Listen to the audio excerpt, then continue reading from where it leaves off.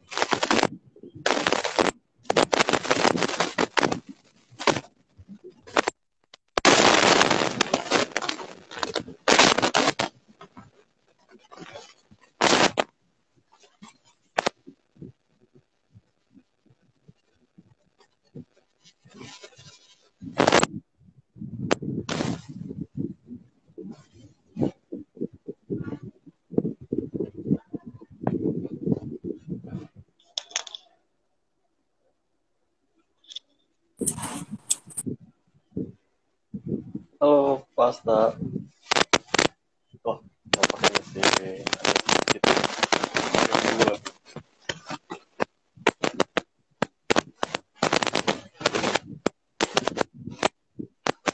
Halo, selamat siang, Pak.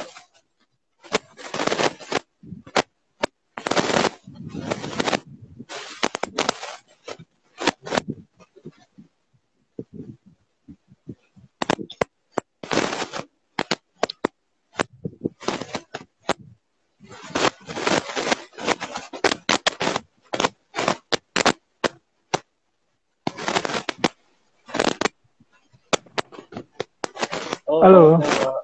Akhirnya, yang Mas Gilang.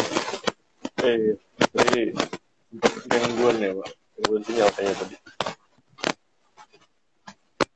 Suaranya jelas nggak saya? Jelas, Pak, jelas. Loud and clear. Oke. Gimana kabarnya? Agak baik, ini agak desik bunyi kresek-kresek juga ya? Kenapa ya? Oh, mungkin ada gangguan kayaknya. Atau mungkin dari saya.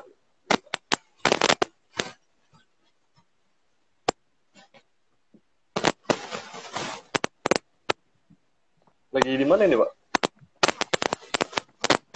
Lagi di kampus.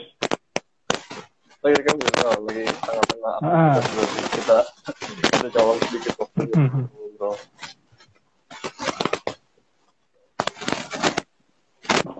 Jadi ini sih, kita mau ngajak Bapak ngobrol-ngobrol untuk sharing supaya teman-teman juga bisa tahu cerita Pak Asta dan sebetulnya apa yang dilakukan. Mungkin kita bisa langsung aja. Jadi selamat datang semuanya teman-teman, selamat siang. Kita balik lagi di rangkaian acara kelas Health, Public Health and COVID-19. Nah, kali ini kita akan ngobrol Pak Eka Hadianto. Nah, beliau ini adalah, saya harus mengangkat negara panjang title-nya. Beliau ini adalah Direktur Digital Development Universitas Indonesia, dosen serta peneliti Cyber Physical Net Universitas Indonesia. Dan Pak Asta ini juga fellow salah satu program UIT, yaitu Class Industrial Internet of Things. Itu tahun 2018 ya? 18, iya betul. 2018. Nah, kali ini kita akan ngobrol-ngobrol, kita mau angkat tema Made in Indonesia, producing ventilators to raise hope for COVID-19. Kita Pak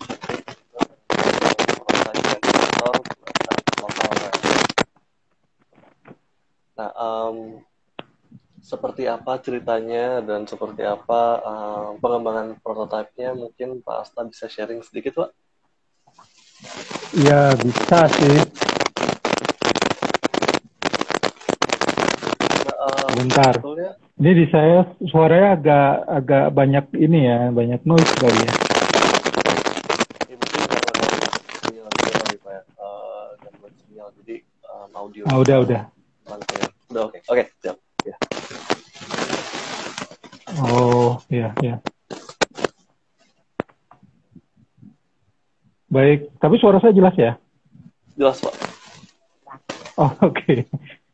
Ya, sebenarnya sih kalau pengembangan ventilator yang kami kerjakan, jadi ini pertama-tama itu inisiatif dari kita semua sebenarnya dosen-dosen di Teknik Elektro. Jadi pada saat itu memang mendadakan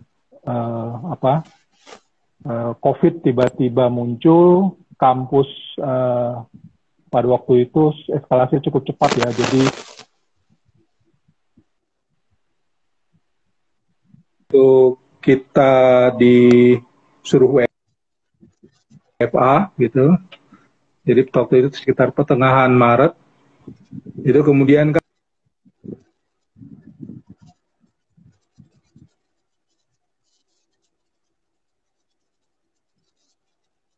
Halo, Pak. Nampaknya lagi gangguan lagi sedikit. Sambil kita tunggu Pak Asta untuk balik lagi. Halo, Pak.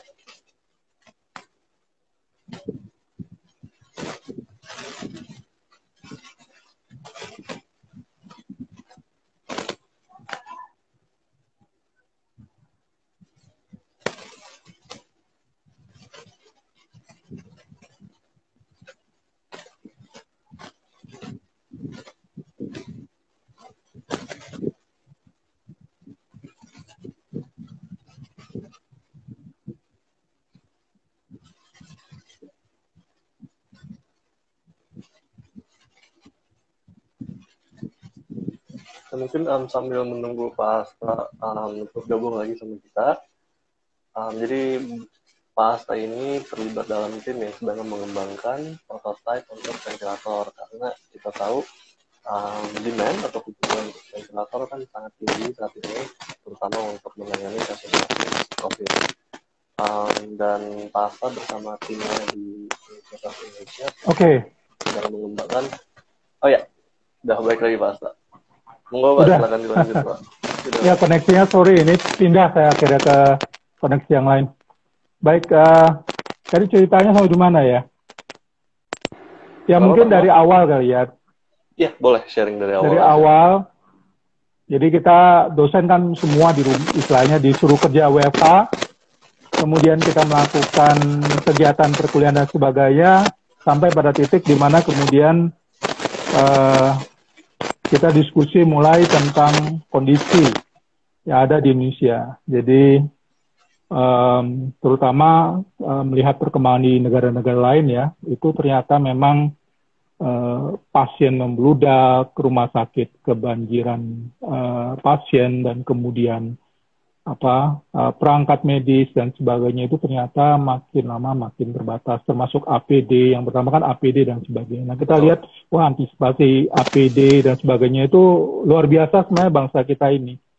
Jadi kita lihat dalam waktu singkat itu banyak yang care, banyak yang kemudian muncul dengan inisiatif-inisiatif, saya lihat tuh APD dan sebagainya. Dan kemudian kita melihat, wah, ventilator mungkin salah satu yang sangat dibutuhkan pada saat itu. Jadi waktu itu saya sempat berdiskusi dengan beberapa teman alumni yang kemudian mereka menyampaikan ini Indonesia akan butuh ventilator sampai akhir tahun ini mungkin sekitar 1.000 atau bahkan lebih. Karena untuk ya mengantisipasi. Sekarang saja kita bisa lihat bahwa pertumbuhan jumlah yang terinfeksi masih ada dan cukup tinggi. Ya. Sehingga mungkin ya kita sebenarnya dari awal memang banyak yang mengkhawatirkan tentang teman-teman yang di rumah sakit, yang benar-benar mereka itu menjadi pertahanan terakhir dari COVID ini sebenarnya. Karena pasien ya, dengan nyawa itu harus diselamatkan. Jadi ini benar-benar ya mudah-mudahan mereka tidak sampai pada titik di mana mereka itu harus memilih gitu. Jadi kalau kita dengar di Itali kan harus memilih antara siapa yang harus selamatkan dan siapa yang akhirnya harus ya artinya ada prioritas gitu ya. Itu sedih sekali kalau dengar seperti itu kan. Apalagi teman-teman dokter itu kan sumpahnya kan mau menyelamatkan setiap nyawa. Jadi makanya kemudian inisiatif ini muncul dan kebetulan memang di Teknik Elektro UI ini kita punya program studi juga biomedik. Jadi teman-teman di biomedik itu adalah mereka yang berurusan dengan alat kesehatan. Jadi makanya kemudian dari departemen kita pun diskusi berinisiatif apa kira-kira ventilator seperti apa yang masih dibutuhkan atau yang dibutuhkan. Nah kebetulan memang salah satu tim dari Elektro juga di biomedik yang kebetulan sudah mulai sebenarnya mengerjakan ventilator. Dan saya pikir mungkin sekarang juga sudah publikasinya sudah cukup aktif ya. Dia sudah mulai diedarkan. Pak Rektor kemarin juga serah terimakan ke tim gugus COVID-19 ya, untuk katakanlah disalurkan ke rumah sakit. Jadi itu susulannya mungkin ya dalam hal ini inisiatif dari beberapa dosen lainnya di Elektro kita coba buat yang versi lain. Muncullah setelah diskusi dengan beberapa dokter yang kebetulan juga aktif menangani kasus COVID ini. Mereka menyampaikan bahwa yang dibutuhkan sekali saat itu atau mungkin saat ini juga adalah tipe ventilator yang disebut dengan HFNC atau High Flow Nasal Cannula. Dan itu apa yang ada di pasar itu memang tidak artinya harganya ya namanya alat kesehatan mahal gitu ya, tapi juga ada beberapa permasalahan karena kasus khusus COVID-19. Jadi pasien COVID-19 itu punya karakteristik yang khusus dan harus ditangani dengan khusus juga. Jadi kebutuhan peralatan medisnya juga ternyata ada hal-hal yang mereka ingin kalau bisa ini punya range tertentu, misalnya ada fitur yang harus ditambahkan sebenarnya. Nah ini yang kita coba akomodasi dan kemudian dikembangkan di lab di Departemen Elektro. Itu ceritanya kira-kira. Tadi kan Bapak sempat mention bahwa versi yang sedang dikembangkan saat ini adalah High Flow Nasal Cannula atau HFNC. Yeah. Nah mungkin bisa di-sharing sedikit untuk teman-teman yang mungkin kurang paham dengan teknisnya, itu sebetulnya apa versi HFNC itu? Oke. Ya, ventilator itu macam-macam sebenarnya. Ada yang memang khusus kalau untuk pasien yang sudah gawat, artinya sudah tidak bisa bernapas, misalnya itu adalah ventilator ICU. Itu memang digunakan untuk mereka untuk alat bantu nafas. Jadi benar-benar benar-benar tidak bisa bernapas, jadi benar-benar dibantu dengan alat bantu nafas. Nah itu memang sudah ekstrim dan peralatannya cukup kompleks. Tapi ternyata dari diskusi dengan tim dokter yang menangani pasien, memang kasus di Indonesia ini justru ada minimal ada 2 jenis infeksi yang muncul.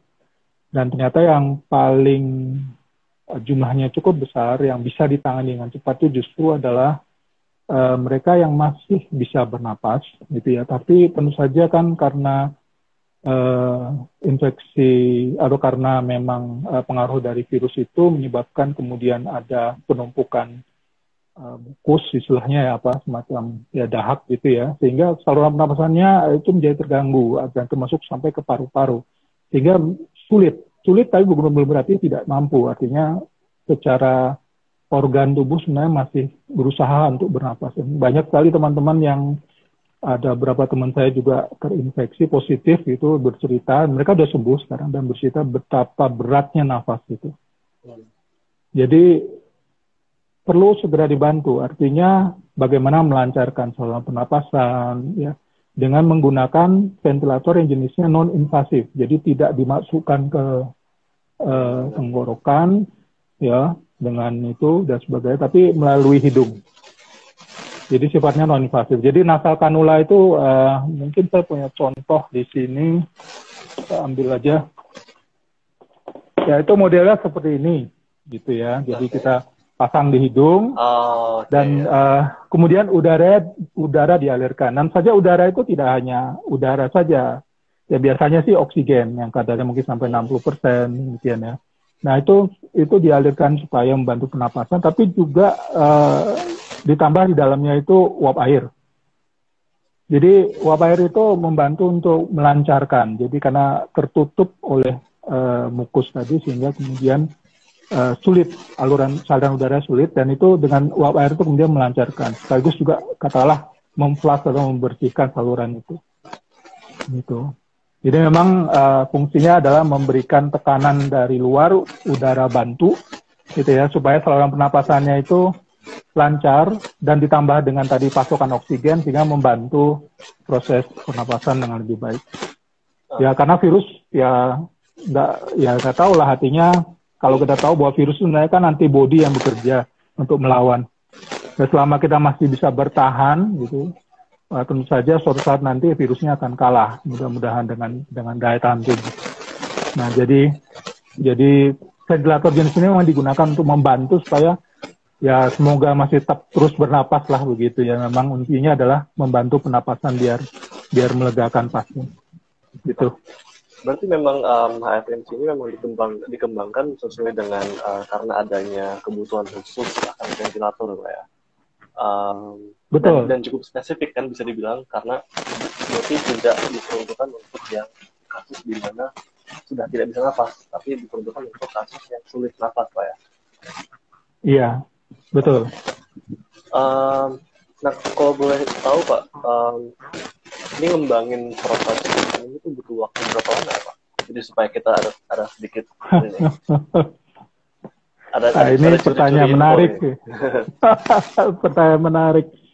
Ya, sebenarnya sekarang statusnya masih mungkin saya bisa bilang 50% jadi, karena ya kita tahu kondisi COVID-19 dan karena kami di departemen itu memang boleh jujur aja untuk yang versi ini agak telat memulai. Jadi pada saat masuk pada masa PSBB dan sebagainya kita baru mulai.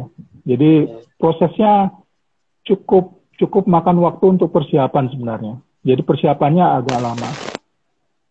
Jadi persiapan kita itu mulai dari boleh bilang 1 bulan kita tuh frustrasi sempat. Jadi karena mencari bahan baku untuk pembuatan ventilator, semua bahan baku yang kita buat itu kan tidak tersedia di lab.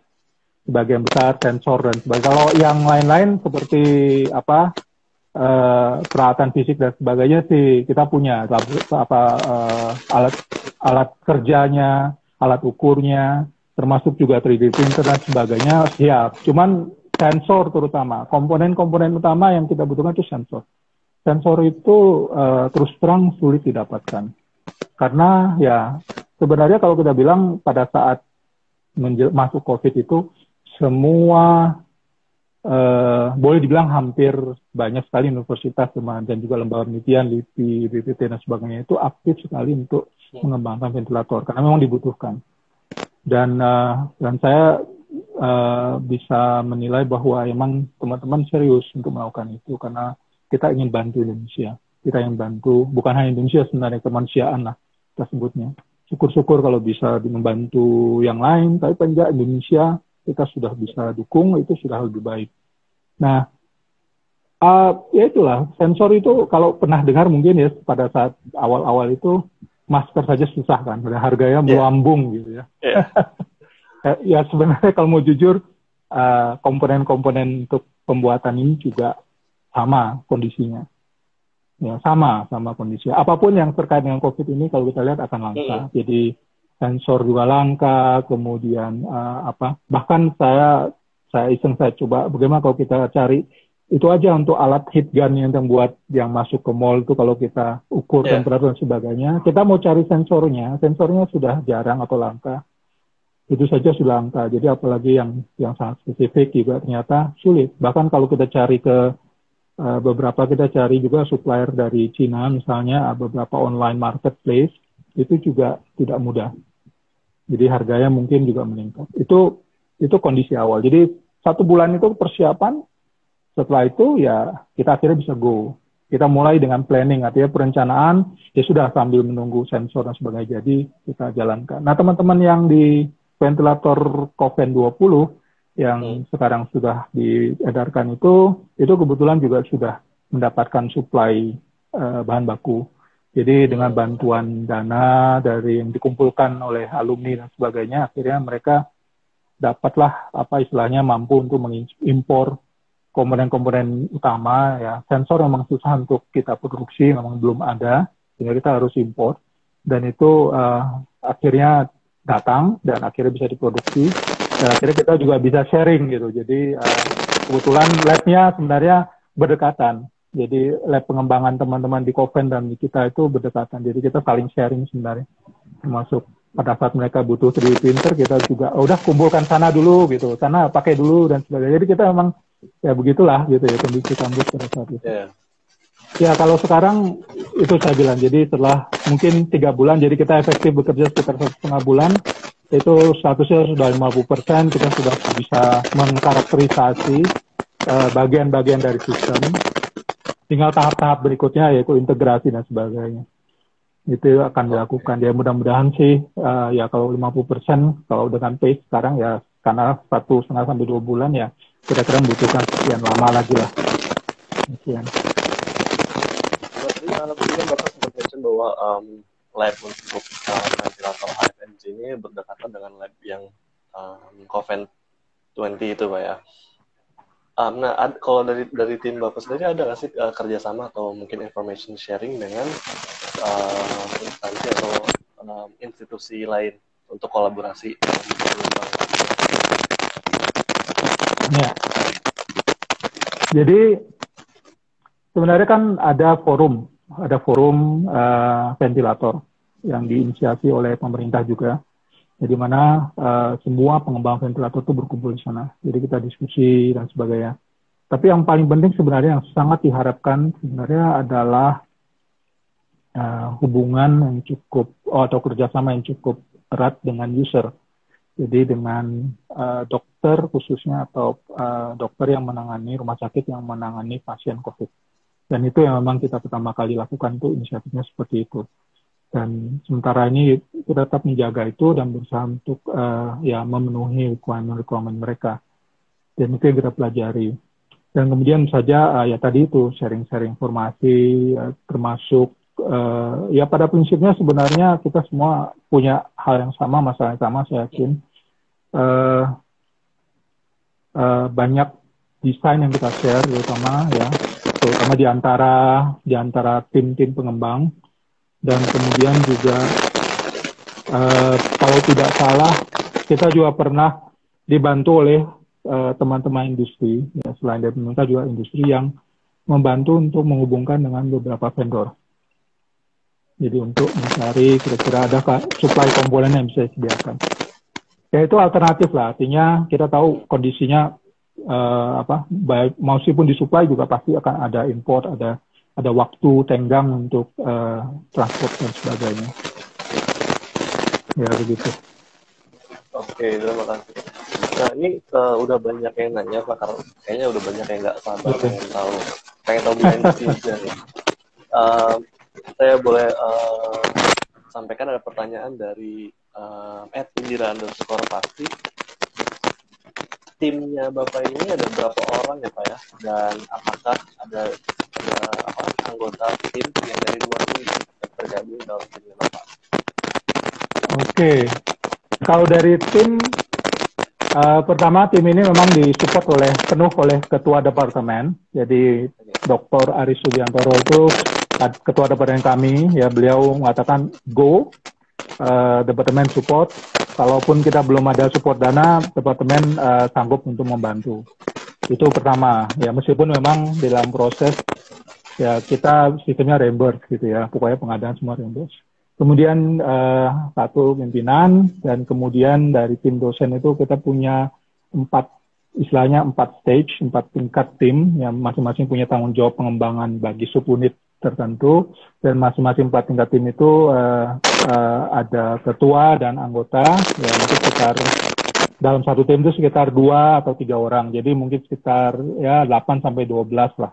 Tergantung, artinya saya tidak bisa mengatakan bahwa kita fix 12 misalnya, karena kondisi COVID ini tidak mungkin kita untuk semua kumpul, jadi kadang-kadang gantian gitu. Jadi banyak juga yang ngerjakannya di rumah gitu ya, kan terus bawa misalnya ini hasil progres, terus kita coba untuk diskusi, kembangkan lagi, dan seterusnya. Jadi ya kurang lebih sekitar 8 sampai 12 orang. 12 itu ada yang memang hanya sifatnya konsultasi, ya diskusi, ya ada juga yang dari 8 terutama yang mengerjakan, artinya benar-benar mengerjakan di lab. Kurang lebih segitu. 8 sampai 12 ya. Ya, dengan disiplin beda-beda juga. Oh, dengan beda disiplin?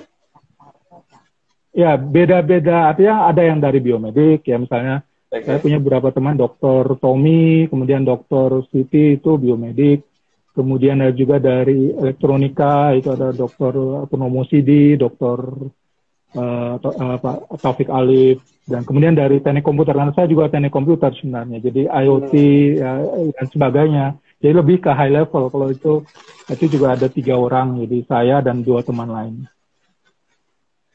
Berarti benar-benar kerjaan ini rembukan dan gotong royong gitu ya, saling menyumbangkan. Ya, kita butuh banyak. Bahkan untuk tahap berikutnya mungkin kita juga akan butuh teman-teman dari disiplin lain, seperti teknik mesin dan sebagainya juga kita butuhkan. Arsitektur untuk desain produk. Ya. Gitu. Betul, nanti ketika produksi, package dan sebagainya. Oke, ada pertanyaan lain nih Pak, dari @sud.ajat. Boleh tahu nggak Pak, untuk sistem kontrol menggunakan microcontroller apa? Oh ini teknis nih. Ya, sementara ini sih kita pakainya microcontroller yang sederhana ya. Tentu saja kalau yang bermain di microcontroller tahu SP, ya, kemudian SP brandnya. Saya sebenarnya tidak ingin nyebut brand, tapi ya microcontroller yang banyak dipakai, ya, yang basisnya SP itu basisnya Arduino, ya, AT Mega dan sebagainya. Kemudian ada juga kita pakai untuk Node MCU rata-rata, ya, tergantung. Jadi ada bagian yang sensor yang kita kendalikan, termasuk misalnya untuk kontrol valve dan sebagainya itu kita pakai yang kecil-kecil, yang pasang. Tapi juga memang ada vendor yang menawarkan microcontroller khusus yang memang terintegrasi, memungkinkan kita untuk menyambungkan atau menghubungkan lebih banyak sensor. Untuk itu kita masih tunggu, jadi komponennya belum datang, tapi untuk development sebenarnya memang yang paling penting ada prototyping dulu, karena sensor segala macam perlu di prototype. Tapi kalau microcontroller kita bisa pilih mana yang paling fleksibel, yang paling pertama low power, tentu saja kita harapkan supaya bisa jalan dengan baterai, tanpa listrik pun masih jalan. Kemudian juga fiturnya dan akurasinya itu terjamin lah. Artinya karena ini alat ini memang harus diuji nantinya. Pada saat dijalankan dia harus terus berfungsi gitu. Berapa lama dia bisa berfungsi terus-menerus itu juga harus diuji. Gitu. Ada beberapa tahap pengujian yang harus dilakukan nanti. Dan pengalaman dari teman-teman di Coven 20 itu cukup bisa kita gunakan untuk itu nantinya. Tapi untuk saat ini masih pakai microcontroller Arduino kan?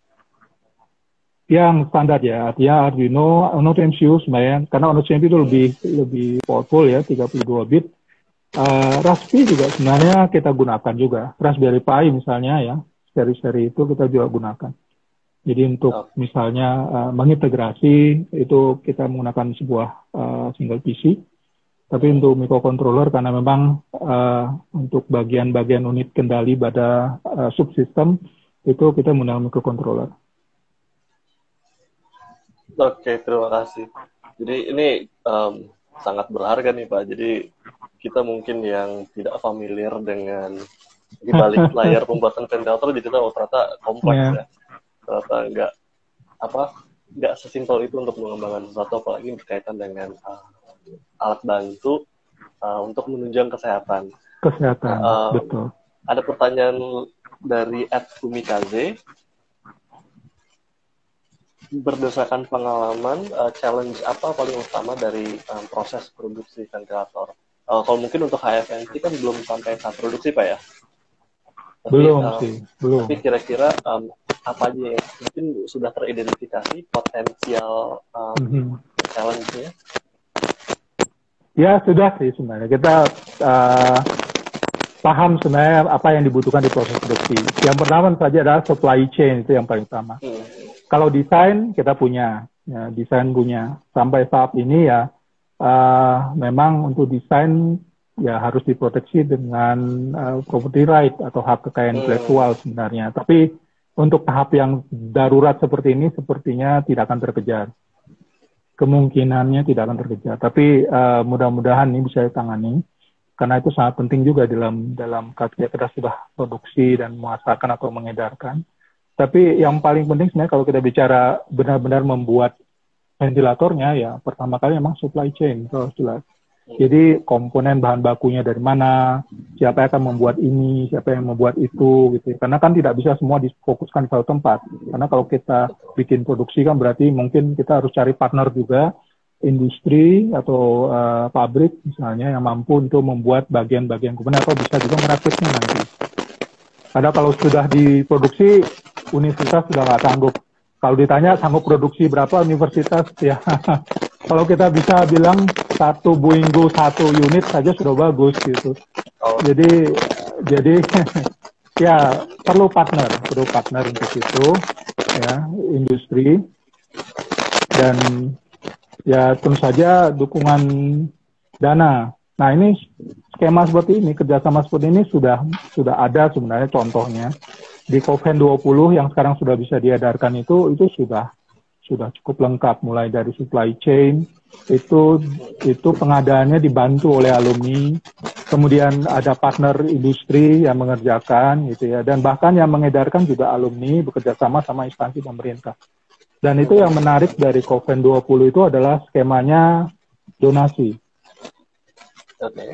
Donasi. Jadi orang yang mendonasikan jadi mengumpulkan dana untuk produksi gitu dan kemudian disalurkan. Nah kira-kira kalau dari untuk HFNC akan menggunakan proses yang serupa dengan Coven 20 atau bagaimana Pak? Kita belum tahu sih sebenarnya. Jujur saja gitu ya. Ya kita akan tawarkan ke pimpinan kalau sudah prototipe jadi, atau kita tawarkan ke industri. Sebenarnya bagi kami yang penting kami sudah membuat karya untuk utama dan kemudian kami berharap ini bisa dimanfaatkan. Artinya kita akan cari partner, siapapun partnernya gitu ya. Tapi memang prosesnya panjang nanti karena alat kesehatan. Jadi kalau sudah prototipe jadi kan perlu diuji. Nah pengujian itu kan perlu upaya yang keras. Pemerintah sebenarnya cukup membantu karena memang inisiatif ventilator itu didorong juga oleh pemerintah sehingga proses pengujian dan sebagainya juga pada prinsipnya pemerintah akan memberikan dukungan nantinya. Jadi kami sih percaya bahwa itu bisa dilakukan. Atau mungkin Pak Hasan juga bisa ini kali ya, ajak kolaborasi teman-teman waktu di Koplas. Kan banyak tuh dari pemerintah tuh. Ya, banyak yang bisa. Banyak yang semangat mau bantuin. Bisa. Nah, terus saya pengen tahu perspektif Bapak nih sebagai pengembang prototype. Kira-kira apa sih insentif atau kira-kira apa yang bisa dilakukan untuk memicu inovator lokal untuk ikutan mengembangin prototype ventilator atau mungkin alat bantu kesehatan lainnya? Ya, apa ya? Mungkin yang pertama memang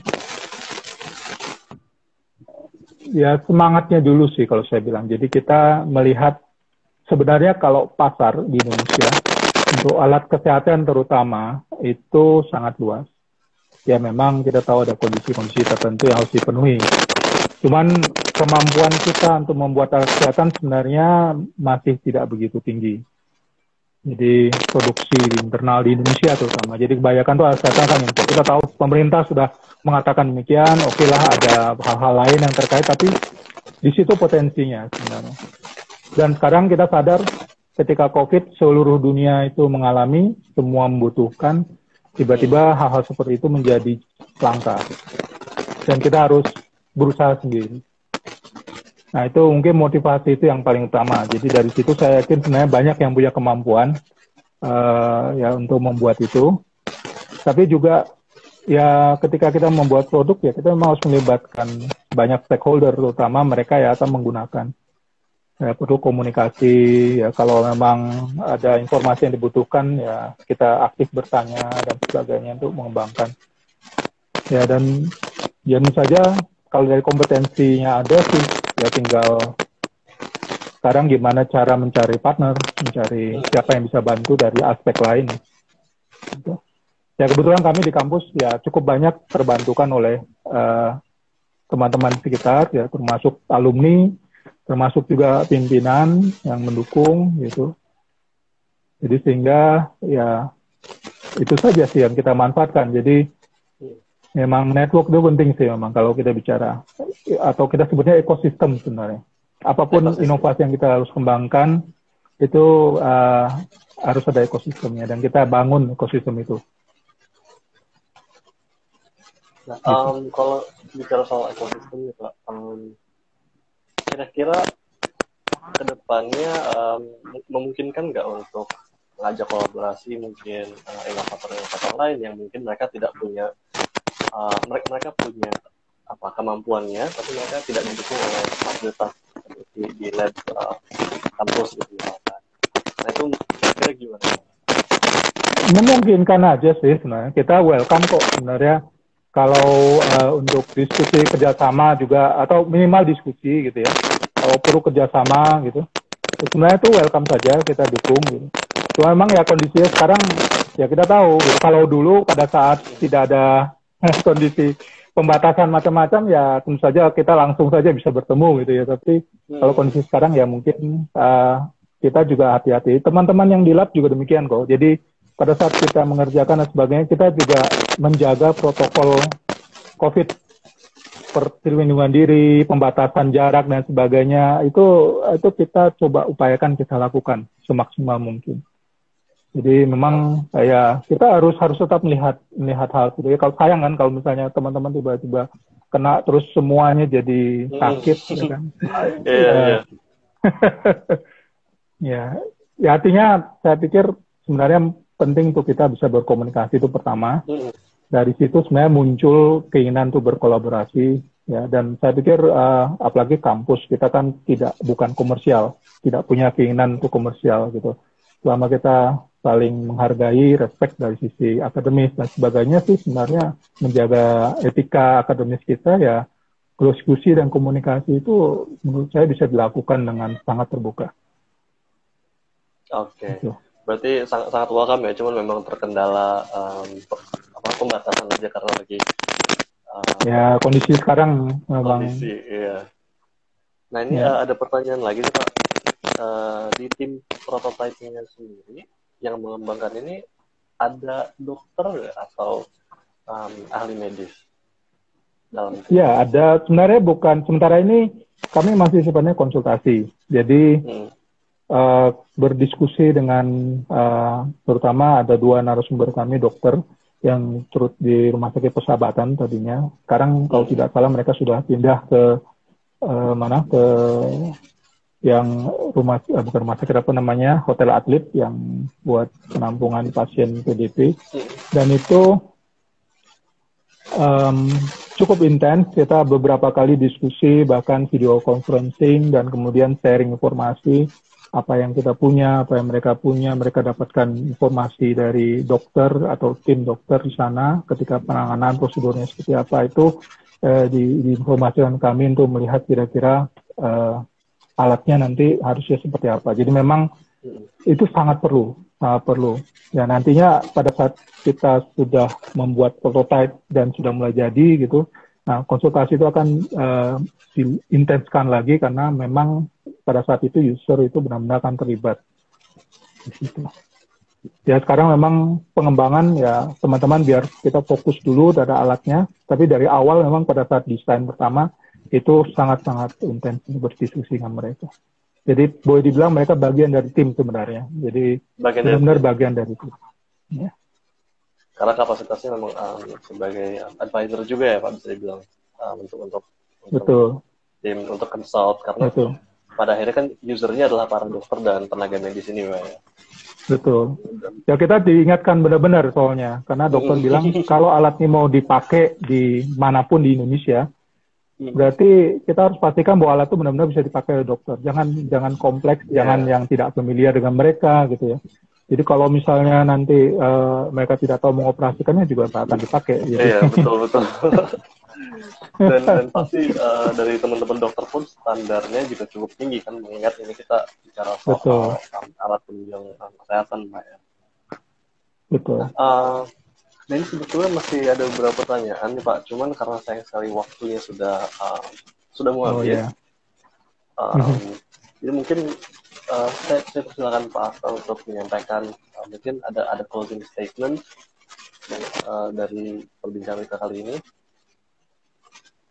Ya, closing statement-nya sebenarnya kalau saya bilang terkait dengan COVID-19 ya, artinya ini memang menghantam bukan cuma Indonesia, seluruh dunia. Jadi kita tahu kita bisa belajar dari banyak negara, tapi yang sangat penting adalah kita saling mendukung sebenarnya, tidak saling menyalahkan. Jadi apa yang bisa kita bantu untuk membantu atau mendukung upaya dari teman-teman yang lain yang sedang mungkin berusaha untuk menghadapi, bahkan katakanlah para dokter itu di garda terdepan katanya. Kalau saya bilang dokter itu kalau sampai kolaps, dia itu garda yang paling ujung sebenarnya. Kalau dia kolaps, ya kita sudah tidak punya harapan lagi gitu. Jadi makanya itu bahkan benar-benar kita harus dukung gitu ya.